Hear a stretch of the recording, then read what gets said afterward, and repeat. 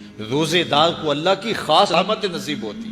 ایک حدیث میں آتا ہے کہ روزے دار کو دو خوشیاں نصیب ہوتی ہیں. ایک خوشی اسے تب ملتی ہے جب وہ روزہ کھولتا ہے، جب سارے دن کی بھوک اور پیاس کاٹنے کے بعد شام کے لمحے ہوتے ہیں اور پھر روزہ منزل تک پہنچتا ہے تو کس مسرت اور خوشی اور سرشاری کے عالم میں روزہ دار ہوتا ہے کہ شکر ہے کہ اتنی لمبی اور اتنی سخت گرمی کے ماحول کی شدت کے باوجود اللہ تعالیٰ نے مجھے روح منزل کیا.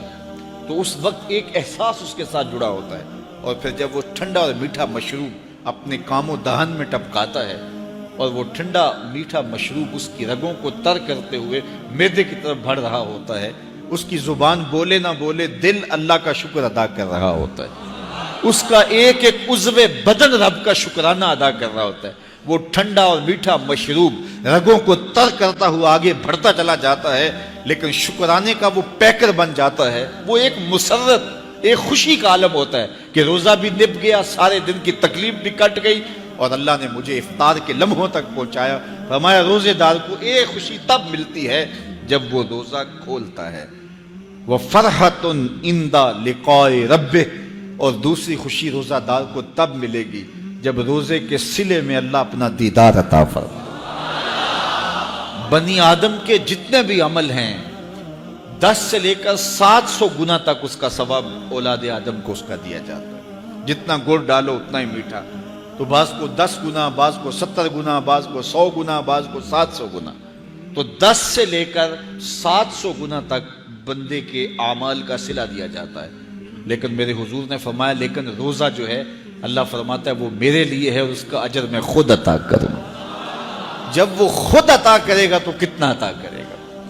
سخی اتنا بڑا ہو تو پھر کیا عطا کرے گا؟ بلکہ بعض نے اس کو عجزی بہی کی بجائے عجزہ پڑھا ہے بصیغہ مجہول کہ روزہ میرے لیے ہے اور اس کی جزا میں خود ہوں. باقی اعمال کی جزا جنت ہے، جنت کی نعمتیں ہیں اور بہت کچھ ہے، لیکن روزے کی جزا میں خود ہوں. اور جس کو وہ خود مل گیا پھر جنت میں مل گئی، جنت والا جو مل گیا پھر جنت بھی مل گئی، جنت کی نعمتیں بھی مل گئیں. تو روزہ اللہ کی خوشنودی کا ذریعہ ہے، اس کی رضا کا ذریعہ ہے. تو خوش نصیب لوگ روزے کی برکتیں حاصل کرتے ہیں.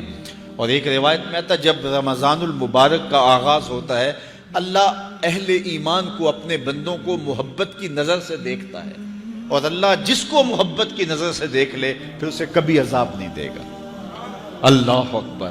تو یہ روزہ دار کے لیے اللہ کی کرم نوازیاں ہیں، اللہ کی رحمتوں کے اجالے ہیں جو اس کے اوپر برستے ہیں. تو میں اور آپ اس ماہ انور کو، اس ماہ نور کو اس طرح سے گزاریں کہ ہمارے اندر کے پاپ دھل جائیں، ہماری غلاظتیں گناہوں کی مٹ جائیں، ہمارا سینہ صاف ہو جائے، ہم اہل ایمان کے لیے کشادہ دل ہو جائیں.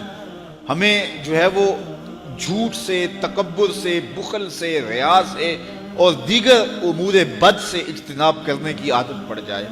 روزہ جو سکھانا چاہتا ہے ہم وہ اس سے سیکھ لیں، اور روزے کی برکات ضبط نفس کی صورت میں ہمیں نصیب ہو جائیں.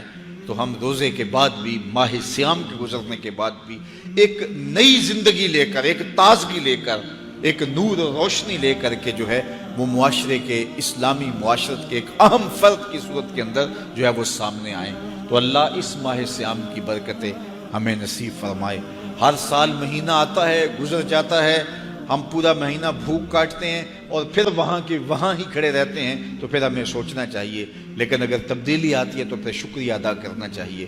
آج کی اس تاریخ میں ہم عزم کر کے اٹھیں کہ ہمارا یہ ماہ صیام ہماری زندگی میں ایک سنگ میل ثابت ہوگا، اور ہم ایک نئے باغپن کے ساتھ، نئے عزم کے ساتھ یہ مہینہ گزاریں گے اور ضبط نفس سیکھیں گے اس مہینے سے.